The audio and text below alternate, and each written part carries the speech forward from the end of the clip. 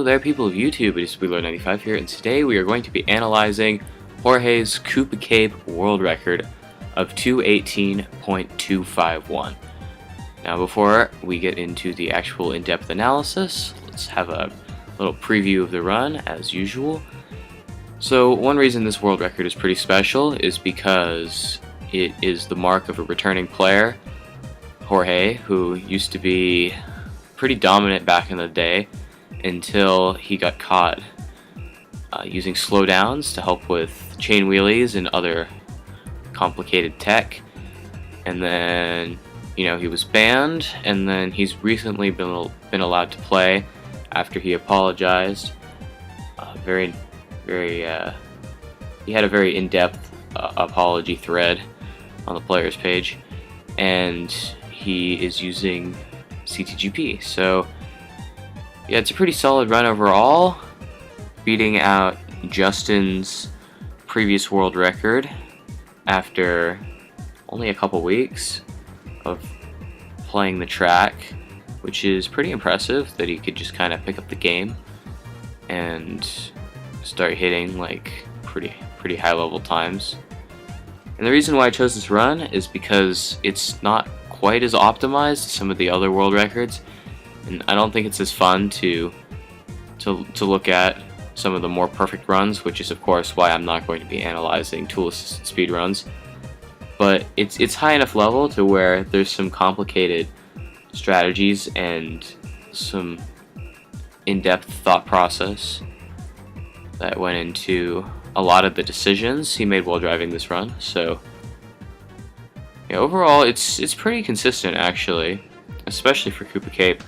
I remember back when the first 219 happened, and people kind of knew that a low 218 was possible, but nobody really thought it would happen just because of how inconsistent this track is. But a couple of strat changes later and some dedicated players, and here we are, almost looking at, I don't want to say almost to 217 because that's still kind of far away, but this can still go down like another 0.1 or so realistically.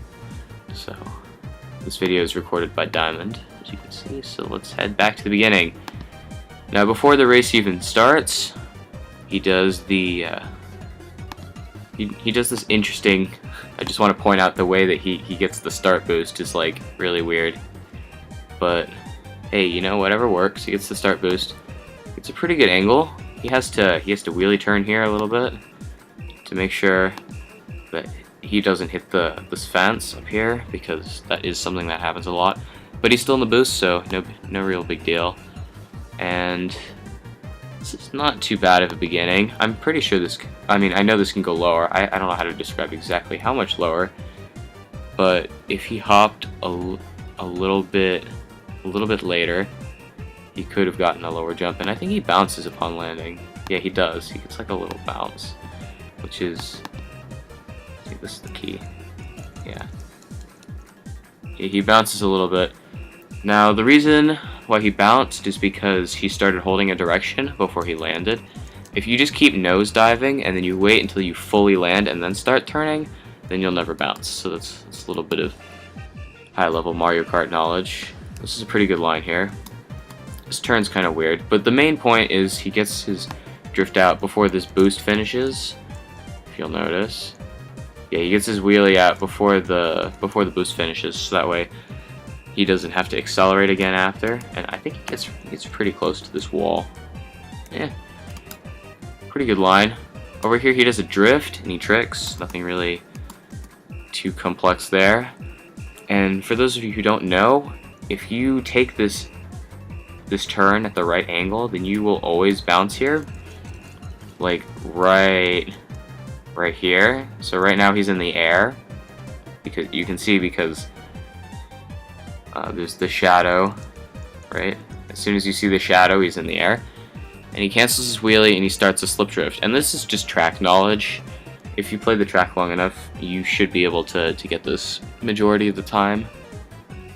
And you know, if I can get it, then most high level players probably can too.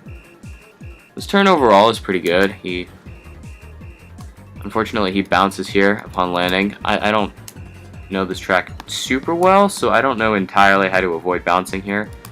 But yeah, he does have to accelerate again, which is unfortunate. If I remember correctly, this turn's pretty good. Actually, no, this turn's kind of wide. Well, relatively wide compared to the next laps. I'll point that out again. But he does a pretty quick wheelie. Wheelie turns to the left to adjust his angle. Now recently, players have been hopping here to get the edge of this boost panel because it gives you a 100 kmh upon landing. If you just wheelie, then you land at like 97 or something. So yeah, you save time, plus you get less air, so it's just faster. And over here he does this shroomless cut. I'm not going to explain exactly how to do it, but it was a fairly okay one. I know that if you get the angle just right, then you can land a little. See, he landed in the dirt, or in the grass. Really, you want to land like at the edge of this dirt here. But yeah, so there's like a little lip where you can get a slip drift here just because of the air time, so he gets that. And the same thing here. You'll notice that there's like a tiny bit of air time, or just because like the slope changes, it's one or the other. You can get a slip drift here, so he gets it. And the reason why you want to hold this mini turbo here is because if you don't, when you land, you have to accelerate from like 60 or something really stupid.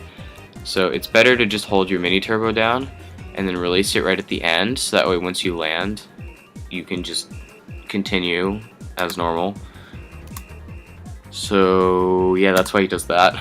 This turn is kind of weird. I feel like it doesn't look like he's taking the turn very well. There's just like, you know, all this space here. But if you go too high on this wall, then you get a bounce, and that's like really bad because it makes you have to pause charging your mini turbo, and it also sends you at a really bad angle. So yeah, pretty decent turn, apart from the ending where he gets kind of a mediocre angle and goes off the water for a couple frames, which is just bad. Loses a decent amount of time. That turn was good. Nothing really too much to say about there. It's a good angle for the end. Now here he does what's called the Mander strat. Mander was a pretty prominent player back in the day, until actually he got caught cheating too for slowdowns and rapid fire, and I don't remember if there was something else. Anyway, he used to record world records, and one of his quote-unquote world records, because it was fake, it utilized this strategy where you hit the edge of this wall at the same time as the edge of this boost panel, and you get like no air. So yeah, that's why it's called a Mander. And he wheelies, gets his wheelie out. Now I know it's actually faster and it's doable if you wheelie and then hop, because then you don't have these frames where you're 84 kmh on the shroom. However, it's a lot more difficult. So most players choose to start the drift and then mushroom here, and then just kind of hold it. Over here, I believe he gets a drop. Yeah, this is like probably the worst mistake of the run, or the most time costing mistake. Plus he had a bad angle, so he would have had to do like a twist chain anyway, which would have lost time. So I went back a little bit too far. Anyway, this area is just not very clean. It's kind of a high ramp again, but does not bounce. Notice how he drifts as soon as he hits the ground. If you look carefully, there you go. And this is kind of the same as the previous lap, although he doesn't get air here.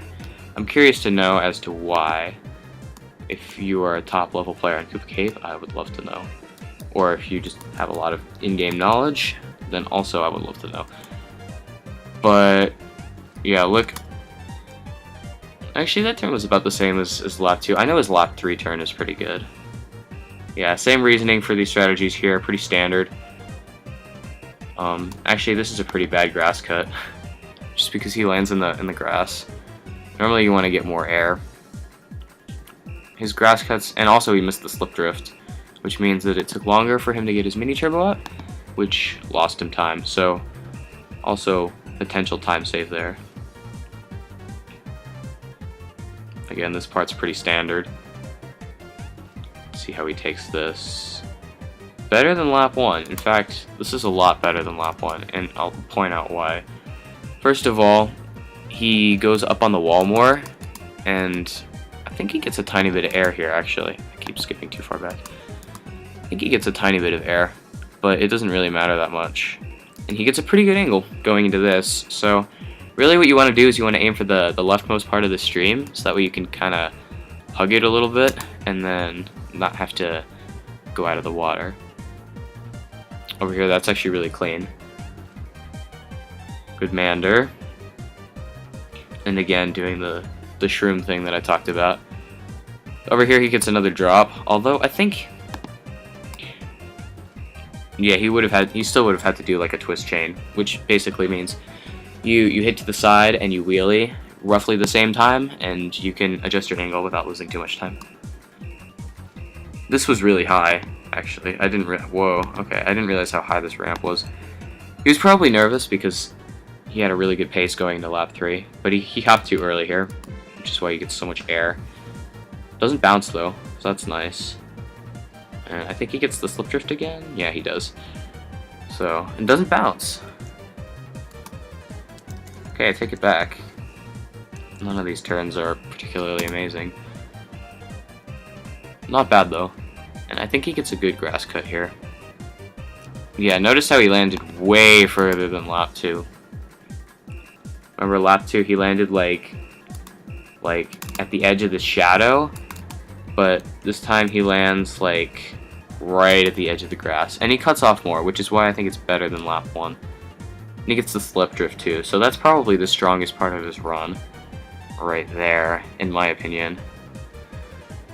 So something interesting here is this angle is kind of bad, and it looks okay, but then like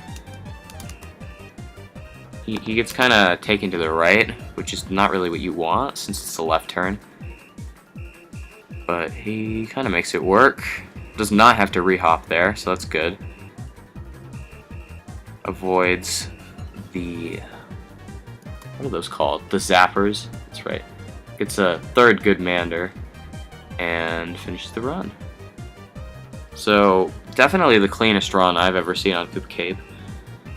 And yeah, nothing more too much to say. I hope that you learned something while watching this video about like his thought process going into the run, and just a couple little things that saved time, and a couple places where it could be improved.